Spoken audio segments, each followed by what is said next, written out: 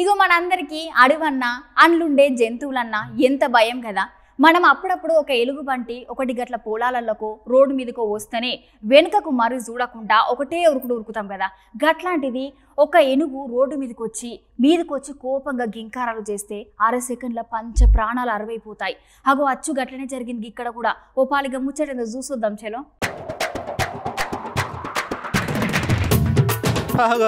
ఒకసారి గట్టు చూసిర్రా గా అన్న మీదకి గా ఏనుగు ఎట్లా మీదకి వచ్చి భయపెడుతున్నదో.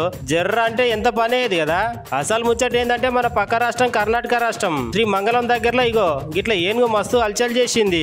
అడవులు ఆకులు తినుకుంటూ ఉండవలసిన గజరాజ్కు కోపం వస్తే ఎట్లుంటదని చెప్పనీకేనే గీ ఉదాహరణ.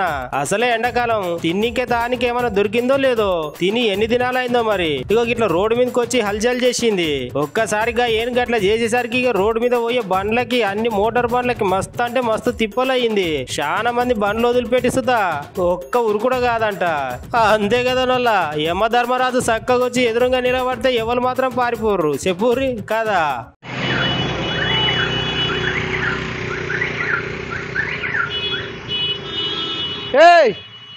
బైక్ తాగ బాగానే పడుతుంది ఇందే